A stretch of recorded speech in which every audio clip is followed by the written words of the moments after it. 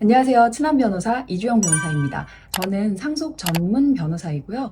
오늘은 망인이 유언장을 쓰거나 또는 유언을 녹음하거나 영상으로 촬영했는데 유언이 무효인 경우에 사인증여로서의 효력을 인정받아서 마치 유언이 유효한 것과 같은 결과를 얻을 수 있는지에 대해서 말씀드리도록 하겠습니다. 유언은 엄격한 형식을 갖추어야 유효합니다. 민법상 5가지 방법을 정해놓았고 그 법이 정해둔 엄격한 형식을 따르지 않으면 유언은 무효가 됩니다. 그런데 자필 유언장에 도장이나 지장을 찍지 않고 그냥 사인을 한다거나 아니면 주소를 안 적었다거나 유언을 녹음하거나 영상을 촬영했는데 증인이 없이 했다거나 이런 경우에는 유언이 무효가 됩니다.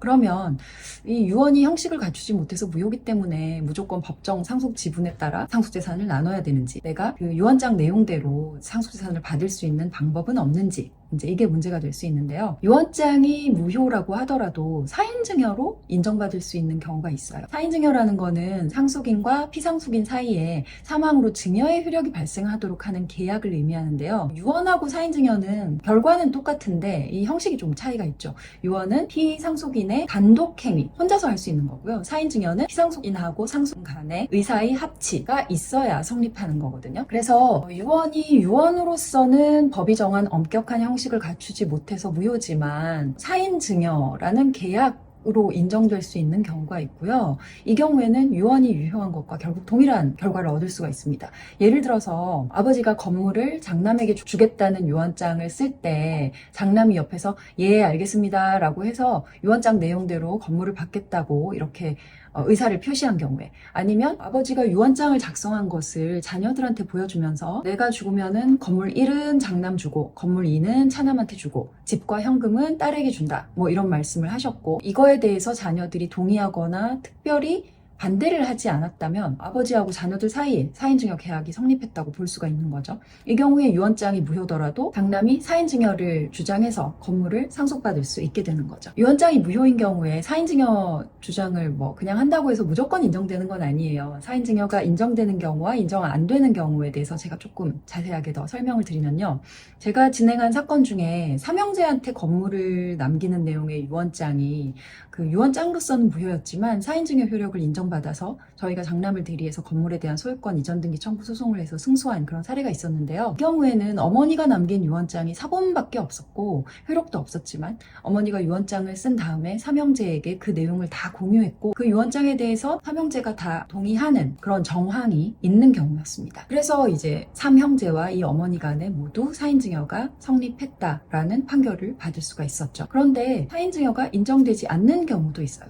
특히 2023년 9월 27일 선고된 대법원 판례 사안이 있는데요. 이 경우가 조금 재미있는 케이스입니다. 이 사건의 경우에 7형제가 있었는데요. 미국에 살던 장남이 한국에 잠깐 들어온 사이에 아버님 유언을 딱 받아놓은 거예요. 녹음 유언을 했는데요. 대부분의 부동산을 아들 2명한테, 장남을 포함한 아들 2명한테 남기고 그 다음에 차남이 부동산을 받으면 딸들한테 2천만 원씩 주라 이런 내용이었어요. 녹음 유언의 경우에는 증인이 있어야 되거든요. 근데 장남이 미처 증인까지는 준비를 못했습니다. 그래서 이 녹음 유언을 가지고 장남이 증인이 없어서 유언으로서의 효력은 없지만 이것은 사인증여 효력이 있다라고 해서 소송을 제기했는데요. 1심에서는 이건 사인증여 효력 인정할 수 없다라고 해서 원고가 패소를 했고요. 그리고 2심에서는 이 결과가 뒤집어지고 사인증여가 맞다 그렇게 해서 장남이 승소를 했습니다. 근데 대법원까지 갔어요. 3심. 대법원에서는 결국은 장남이 패소했습니다. 대법원 판례의 이유를 보면요. 망인이 단독 행위로 유언을 남겼는데 유언이 요건을 갖추지 못해서 효력이 없는 경우에 이것을 사인증여로 효력을 인정하려면 증여자와 수증자 사이에 의사의 합치가 있어야 된다. 그런데 유언자인 망인이 상속인 여러 명의 자녀들에게 재산을 분배하는 내용의 유언을 했는데 그 유언이 효력이 없는 경우에 유언을 하는 자리에 동석했던 일부 자녀와의 사이에서만 사인증여 효력을 인정하면 자기 재산을 여러 명의 자녀들에게 배분하고자 하는 망인의 의사에 부합하지 않고 그 자리에 참석하지 않았던 다른 상속인들에게는 불리한 결과가 되기 때문에 형평에 맞지 않는다라고 해서 원고 장남의 청구를 기각한 겁니다. 그러니까 이렇게 생각하시면 돼요.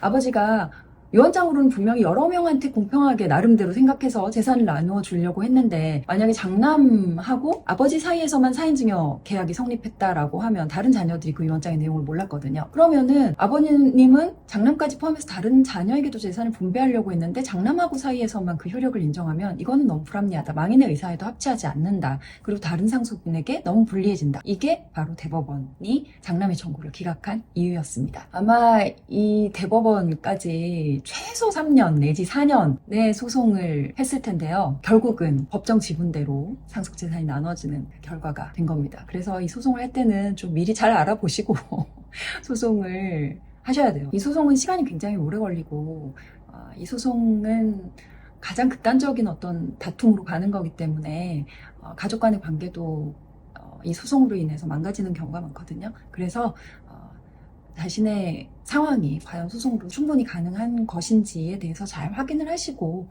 소송을 진행하시는 것이 좋겠습니다. 네, 오늘은 유언의 효력이 무효한 경우 사인증여로 인정받을 수 있는지 이 부분에 대해서 말씀드렸고요. 도움이 되셨다면 구독, 좋아요 부탁드립니다. 감사합니다.